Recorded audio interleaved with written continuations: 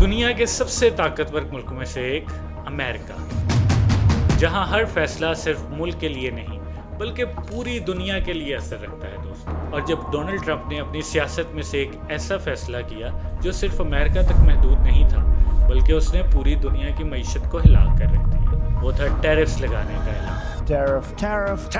I am a tariff man. To me, the most beautiful word in the dictionary is tariff. اس قدم نے صرف trade rules نہیں بلکہ تمام گلوبل اکانومی کو ڈسٹرب کر دیا دوستو۔ The effects of President Trump's tariffs are about to be felt by consumers across the country as companies begin to raise prices. اور ہر ملک کو نئی پریشانیوں کا سامنا کرنا پڑا۔ ٹیرفز، ایک لفظ جو بہت چھوٹا سا لفظ ہے اور آسان لگتا ہے، مگر اس کے پیچھے چھپی ایک جنگ ہے، ایک جنگ جو مہلت نہیں دیتی، صرف نقصان کرتی ہے۔ ٹرمپ نے اپنے امریکہ فرسٹ کے مشن کے تحت دنیا بھر سے آنے والی چیزوں پر بوجھ لگا دیا دوستو، یہ وہی ٹیرف ہے تاکہ اپنی انڈسٹریز کو بچایا جا سکے۔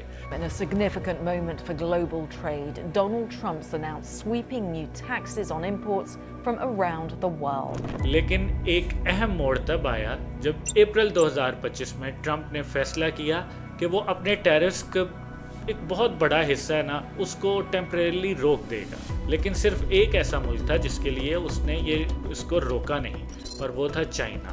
ساری دنیا میں لگائے گئے ریسیپروکل ٹیرفز کو 90 ڈیز کے لیے پوسٹ کر دیا گیا، لیکن چائنا کا جو ٹیرف تھا اس کو بڑھا کر 125% کر دیا۔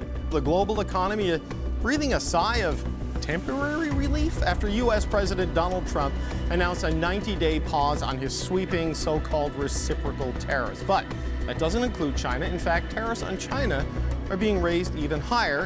اس فیصلے سے یہ بات واضح ہو جاتی ہے کہ ٹرمپ کے اصل نشانے پر صرف چائنا تھا، اس کا ٹارگٹ وہی تھا جسے وہ اپنی ٹریڈ پالیسی کے ذریعے اکانومک رائیول کے طور پہ کمزور دیکھنا چاہتا تھا۔ اس 90 دن کے پوز کے دوران امریکہ نے 75 سے زیادہ ملکوں کے ساتھ ٹریڈ نیگوشیشن شروع کر دی۔ کینیڈا اور میکسیکو جیسے ملک بھی نہ ان میں سے ایک تھے۔ اب قریبی ہمسایہ ہونے کے تحت ان کے اوپر بھی جو بوجھ ڈالا تھا اس کو انہوں نے تھوڑا نارمل کر دیا اور ان میں ڈیلے ہونے لگ گئی۔ 2 اپریل 2025 کو ٹرمپ کے ٹیرفز کے اعلان کے بعد امریکن سٹاک مارکیٹ میں دوستو زبردست گرواہٹ دیکھی گئی۔ S&P 500 لگ بھگ 4.8% گرا، جو جون 2020 کے بعد سب سے بڑی ایک دن کی گرواہٹ تھی۔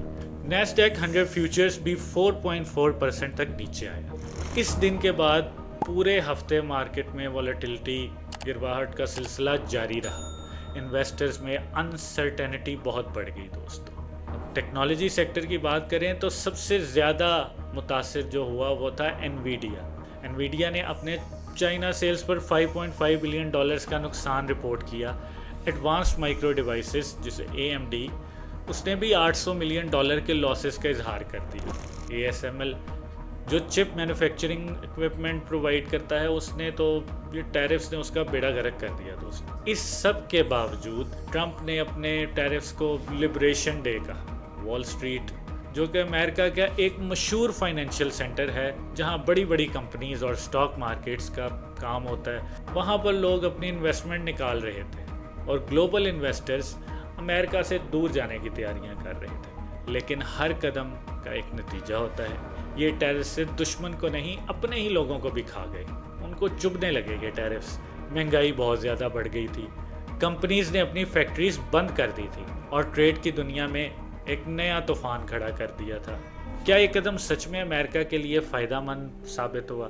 یہ صرف ایک خواب تھا، میرے خیال میں تو خواب ہی تھا جو حقیقت نہیں بن سکا۔ بیسیکلی وہ چائنا کو نیچا دکھانا چاہتے تھے، لیکن اس گیم میں خود ہی پھنس گئے کہیں نہ کہیں ڈونلڈ ٹرمپ۔ اب سمجھداری سے فیصلے کرنے چاہیے ان کو، کیونکہ ان کے کیے ہوئے فیصلے پوری دنیا کی اکانومی کو ہلا کر رکھ دیتے ہیں، اور اگر یہ ہینڈ ٹو ہینڈ چائنا کے ساتھ کسی ایک پیج پر آئیں، ان کے ساتھ دوستی کا ہاتھ نبھائیں، جیسے کہ پاکستان کا ان کے ساتھ بہت اچھا وہ ریلیشن ہے، اس طرح کے کسی ریلیشن پہ یہ ان کے ساتھ سیم پیج پر اگر آ جاتے ہیں تو دوستو یہ پوری دنیا کے لیے ایک بہت اچھی چیز ہوگی۔ ورنہ نتیجے تو ہم نے یہاں تک دیکھ لیے۔ آپ بھی بتائیے گا کہ آپ کا ان ٹیرفز کے بارے میں کیا خیال ہے، میں آپ کے کمنٹس کا انتظار کروں گا۔ And thank you so much for watching the video. I'll meet you in the next video. Thank you.